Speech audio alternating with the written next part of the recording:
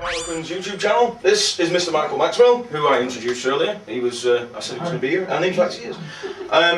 Mike's here to talk to us about standard magic, which is basically what used to be Type 2. First of all, we'll get an introduction. For those of you who don't know, Mike writes on manaleak.com. How often? Once a month?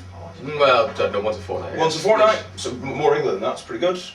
And so you can see his article, manaleak.com. What do you write under?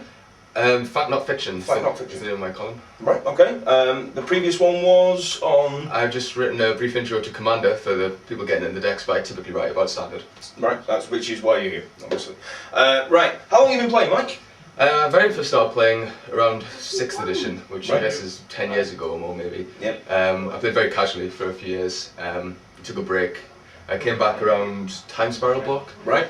And the first PTQ I played in was Shards Block Seals, so that was 2008, I think. Oh wait, yeah. So I've been playing sort of at that PTQ level for about 3 years now. Fair enough. And what sort of PTQ national type things have you been to actually qualified for? Or I've yet to play on the Pro Tour, but I've got a few PTQ top 8s. I've qualified for nationals the last 3 years. Right. And I went to Grand Prix London. How did you get on the Grand Prix? 66th. So Out of? 700 something. So two places off the money. 2 places off the money, which is pretty good, really. And like I say, this is the reason you're here. You're sort of frequent winner of our F&Ms every sort of week when you're here, and you're not on holiday, things like that. All the sort of drafts and things that you come to, you're always top. So we thought we'd get our best player, as we sort of like to call you, and find out what we're doing. First thing I'd like to ask you is, look, players like myself, we play sort of casually, and we'd like to make the step up into sort of what you do, which is go to nationals, go to PTQs, and actually top 8ing at PTQs and things like that. So what your best piece of advice to give someone wanting to go from casual to qualifying? I think a lot of best players say that it's practice. It's just playing a lot really helps. One of the things I think is important, or that I tend to have success doing, is picking one deck that I think is good, or that is known to be quite good, and playing a lot with that deck. So I've been playing Coldblade for quite a long time now. Even before that I played Jund for almost the whole time it was legal standard. Okay, so pick your favourite deck, practice, practice, practice. Yeah, so I keep tweaking it from week to week, but just little bits here and there, rather than some people who just go like deck, then change to another deck, change to another deck. Yeah. I think it's important. You learn a lot of little nuances in a deck by playing it week in, week out. Fair enough, fair enough. I've got a bit of a cheat sheet again here, so the next thing we go on to is common mistakes that people make and how to avoid them. Obviously changing deck a lot, we're going to avoid that. Some of the things I notice when people ask me for advice, because obviously I'm here a bit more regularly than you are, is that they say I want to help change my deck, but then they sort of settle on a card that they don't want to take out. And I'm going to sort of set off with, that's my first thing, is the mistakes that people make, is they get attached to one card and won't take it out, even though it's not very helpful. What sort of things do you see that people should really try and avoid? Well, I think that's true. Some people do get attached to pet cards. One of the things you find people doing is they turn to F&M every week and they say, oh, I really like this combo, or I really like what this does, because they're playing against such a wide variety of often casual decks on a Friday Magic. If you're serious about wanting to go to a PTQ and do well with a deck, is you have to take your deck and say, get 10 matches against Coldblade and 10 matches against Splinter Twin, and against the top decks, and really see how you're doing. And it's not even so much how many of them you're winning, it's how the game's going. Do you feel like you're in the matches and you can win them? I think that's important. One of the things you see people do is, when you're taking your turn, is to plan your whole turn out before you do anything. Right. So sometimes you see people, they'll play their land for the turn, and then they'll stop and think, and then they'll attack, and they'll stop and think, and then they'll realise that they've played the wrong land or attacked in the wrong way. What they want to do. So planning, and over time you learn to plan not just that turn bounce, but you go, I'm going to play this land on turn 2 because on turn 5 I want to do this. Right.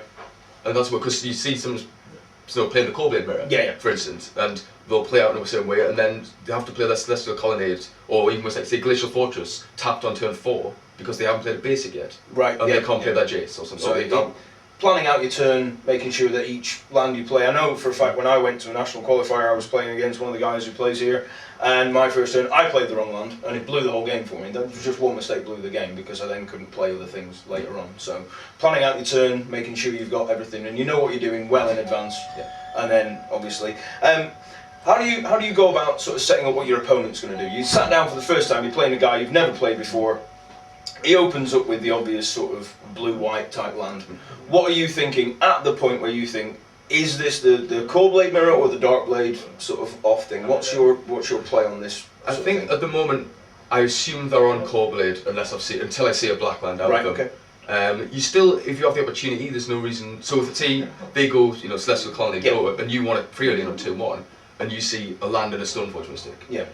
Keep the Stoneforge Mystic on top of your deck, because if you assume you want to keep both cards, because there's no loss in that, you're going to draw it next turn anyway. Yeah. And if they happen to be Darkblade and they Inquisition you, that Stoneforge is safe on top of your deck. So yeah, preemptive sort of, Yeah. just in case. But And the thing is knowing what the crucial turns are in any given matchup.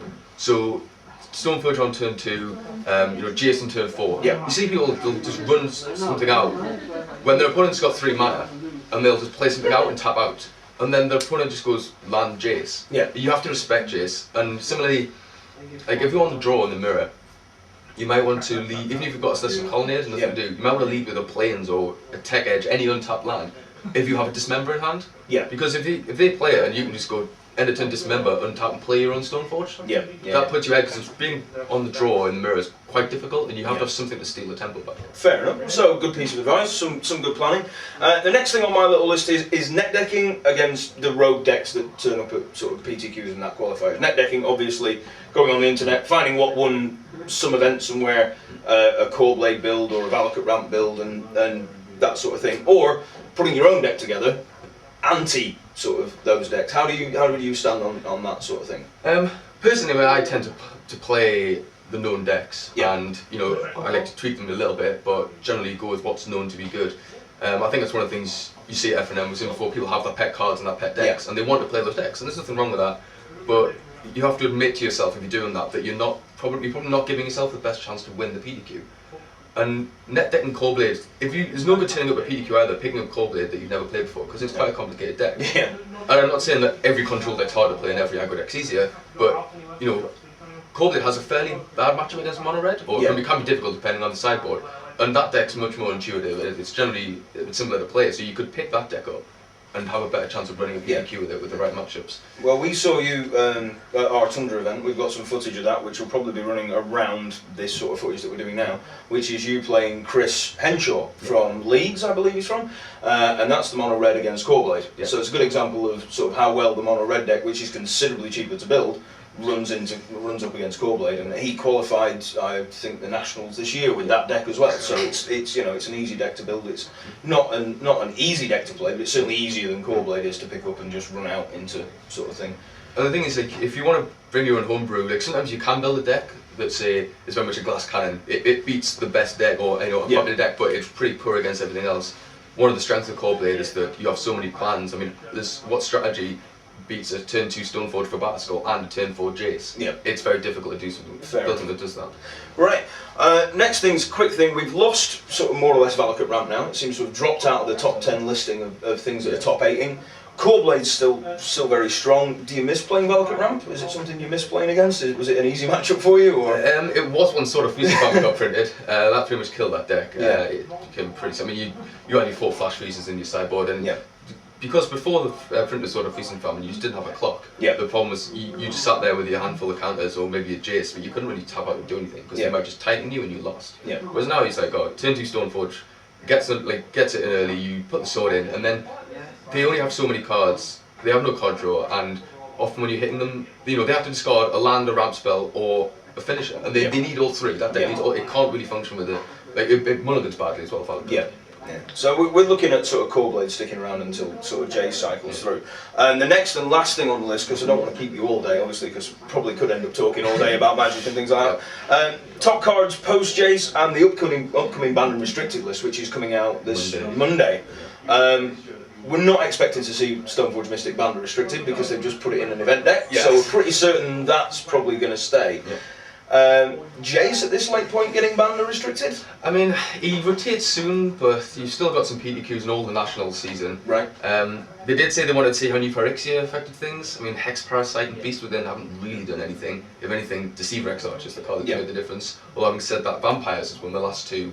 Vampires still quite strong, because the more Core Blade gets tuned for the mirror, the more it opens up space for things like Vampires and Mono Red. Yes. But then it goes in cycles as soon as you start putting more Celestial Purges and Core Firewalker. Core Firewalker comes back, obviously, it makes a thing. But so we're not. Are we expecting to see Jace banned? because they don't really restrict things in No, standard, so it's either going to be there or it's not. I mean, they haven't banned some things into original mirrored and block, and I'm sure they wouldn't like to. Personally, I hope they don't. I like playing Cold, so obviously you're a Cold player, so you don't want to see Cold, but if I had to put I'd say unlikely, but yeah, not impossible. I wouldn't be totally surprised. We never know when Wizards are going to decide they want to do one thing or another, so that's entirely up to them. Top cards post Jace. What's your sort of billing in the once World Wake's gone, we've still got, so we don't know what's in Innistrad yet. We've got an idea of what's in M12 and what's coming up. So they haven't changed Sorin, which is a bit disappointing. Gideon Dura sort of coming in into the core set, which is good because he's a good card and a good solid card. But other things, what's your sort of top 5, let's say? Well, I've been playing a bit of block recently, and I've been really excited about Consecrated Sphinx. And that's already starting a little play, even though Jace is there. Especially because so many lists are playing Dismember now, and all the protection forms sort of body mind for the least played sword. So being blue is very relevant, and Dismember doesn't get it, so that's a pretty good card. Hero of Bladehold. I've seen a few white decks running block for the tournaments that have been run with block constructing. The Hero Bladehold's seen a lot of play. So yeah, it's pretty tough to deal with. Gets one attack in and you're really in trouble. Another card is because it's looking very likely that Lightning Bolt's not going to get reprinted. Is Precursor Golem. Right. Because if Go for the Throat, I mean Dismember gets it pretty good, but if Go for the Throat, which I think Shock's coming back, or they've got Galvanic Blast, the Precursor Golem might be good. Fair enough. A quick question on the Dismember Precursor Golem, because it's just come up, and obviously first I've thought about it, so we'll cover it here. You pay 4 life to dismember a Precursor Golem and it copies itself. Do you pay the remaining life? No, the spell's copies. Just spell copies itself and just goes in. So you have 4 life to kill 3 guys, but it's only 1 spell that hits it, so it's still pretty good. I think in that vein, anything with 3 toughness, just looking at again, so Grand Architect, Grand things Architect, that you play it and it's got bolt your guy, and then that's not very good. But anything with 3 toughness is worth looking at. The Grand Architect deck very strong. While Jace is still here and Bolt's still in, it still sees a little bit of play. It's top 8'd a few times in America, certainly not so much over here, but that's all that. Anything else? Quick tip for anybody before we wrap up and call it a day? Play Coldblade while you can. Play Coldblade while you can. Everybody pick up 4 Jaces while it's still available. Knockdown price of like 55 quid a card. Thank you, Mike. Thanks for coming in. Thanks for the time. And I will probably speak to you again. Yep.